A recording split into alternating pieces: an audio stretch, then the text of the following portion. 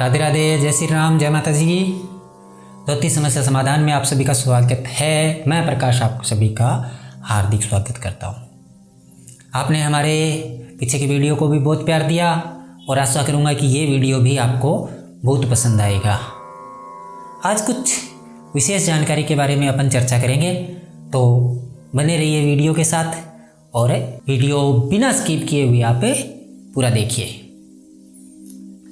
क्या है कि अपने कहानियों, कथाओं में, ग्रंथों, पुराणों में सुना है, पढ़ा है, देखा है कि पुराने समय में ऋषि मुनि कोई भी जातक कोई भी प्रकार से कोई तंत्र साधना, कोई मंत्र साधना, यंत्र साधना इत्यादि करते थे और उनकी सफल हो जाती थी। वो अपनी मनोकामना पूर्ण कर लेते थे उन्हें कथाओं को करके।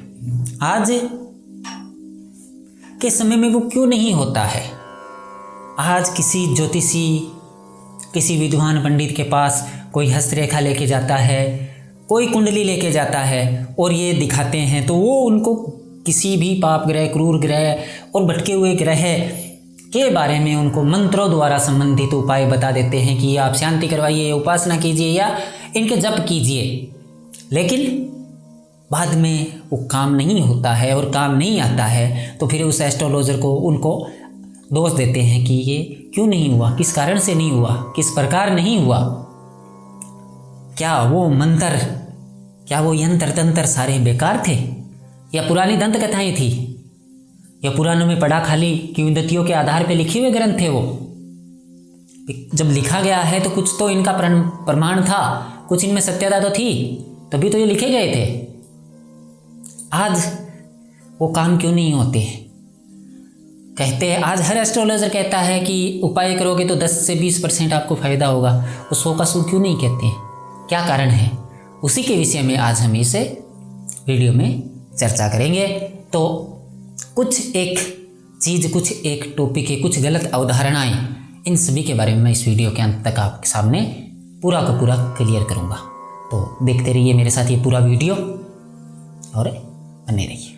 सबसे पहली बात, अपन मंत्र जाप करते हैं किसी भी चीज़ का। भाई पंडित जी ने कहा था बुध ग्रह के, गुरु ग्रह के, फलाने दिमके ग्रह के मंत्रों का अपने को जाप करना है, शुक्र का करना है, चंद्र का करना है, तो वो अपन जाप करते रहते हैं, गाड़ी चलाते रहते हैं, जाप करते रहते हैं, झाड़ू बहारी जो भी और महिलाएं हैं वो काम करते हुए जप करती रहती है कि पंडित जी ने कहा है मंत्र जाप करने का, तो अपन करते रहते हैं। एक उदाहरण स्वरूप बताता हूँ। एक कमरे में एक तो 100 वाट का बल्ब है और एक 0 वाट का बल्ब है। 100 वाट का बल्ब काम करेगा कि 0 वाट का? वही चीज़ मंत्र उच्चारण में आती है। एक मंत्र जाप तो अपन सिर्फ मुख से करते हैं, ना उसमें आत्मा का मिलन होता है, न ध्यान का। ध्यान और आत्मा दोनों चीज़ें होनी जरूरी है, तभी कोई मंत्र उच्चारण सफल होगा। आप एक ध्यान करते हैं, मंत्र करते हैं, साथ में मोबाइल बज रहा है, इधर से कोई बच्चे की आवाज़ आ रही है, आप बीच में उठ के उसको संभालते हैं, बीच में उठ के मोबाइल चलाते हैं, तो वो मंत्र काम नहीं करेगा। उस मंत्र की कोई क्रिया नहीं होगी, उस साधना का आपको कोई फल नहीं मिलेगा। आप ध्यान करके आराम से बैठ के मन से आप उन मंत्रों का उच्चारण कीजिए। एक 100 वाट का तो इससे भी नहीं कहूँगा आपको, लेकिन 10 वाट का उजाला आपके अंतरात्मा में अवश्य होगा और वो मंत्र उच्चारण आपके काम आएंगे। आप एकांत में बैठ के एक श्रद्धा अनुसार, भावना अनुसार उनके जप कीजिएगा। दूसरा तरीका, मंत्र उच्चारण करने का बिल्कुल और सही तरीका मैं आपको बताने जा रहा हूँ। एकांत में आत्मा से, मन से, एक इधर उधर के ध्यान और भ्रमित दुनिया से अलग होकर एकांतवास में, मन भी एकांत में होना चाहिए। मन में पता नहीं क्या क्या ख्याल चलते हैं और आप मंत्र जाप करते हो तो वो फायदा नहीं है। मन को केंद्रित करके ध्यान अवस्था में आप मंत्र जाप करें।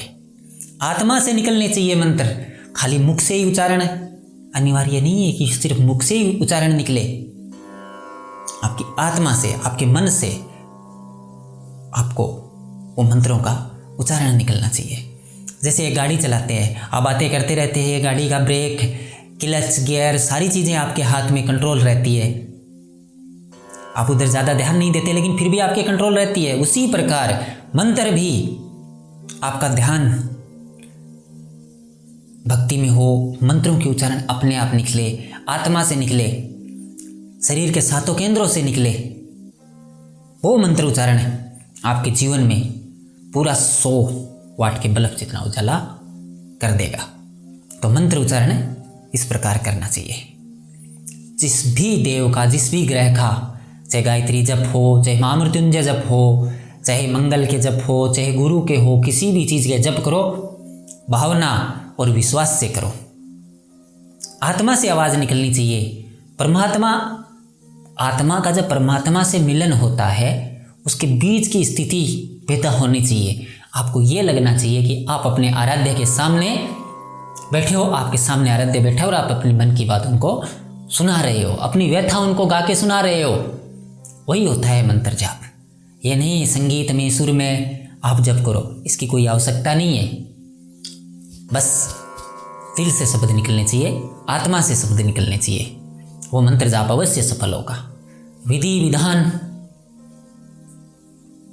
मन भावना, पवित्रता, शुद्धता, एकांतवास, ध्यान केंद्रित, इन सारी चीज़ों का ध्यान रखते हुए आप मंत्र जाप करें।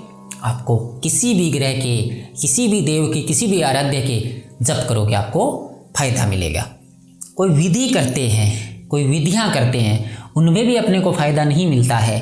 तो विधियों के विषय में मैं आपको बताऊंगा अपने अगले वीडियो में। और एक छोटी सी चीज़ मैं आज आपसे बार बार अनुरोध करता हूँ, आज फिर से कह रहा हूँ, ज्योतिष, एस्ट्रोलॉजी, ज्योतिष शास्त्र और पाखंडवाद बहुत ही अलग है। बाबा बनकर लूटना, ठगना, कुछ लोगों ने, भाई एक सीधी सी बात है कि संत, साधु संत, ये जन बहुत ही उत्तम होते हैं, लेकिन कुछ अपवादों ने इन पूरे साधु संतों के समाज पर कलंक सा लगा दिया है। लेकिन फिर भी एक स्पष्ट और साफ बात कहना चाहता हूँ, एस्ट्रोलॉजी और बाबाओं का काम, ये दोनों बहुत ही अलग है।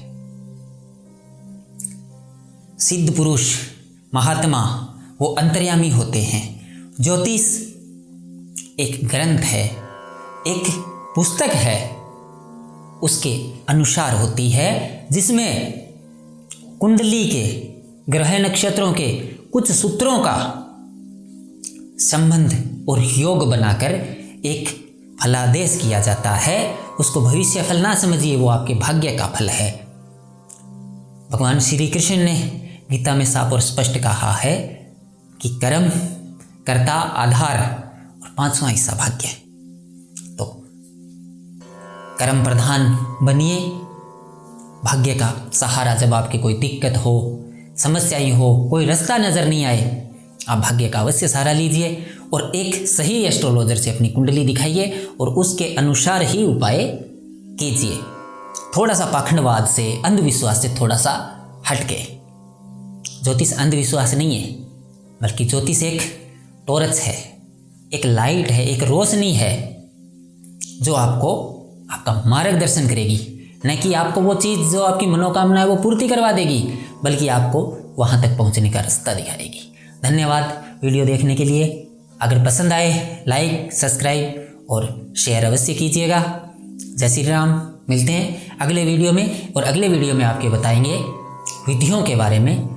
तो उसके बारे में थोड़ा सा विस्तृत वर्णन आपको हम अपने अगले वीडियो में करेंगे। धन्यवाद। जय श्री राम। राधे राधे।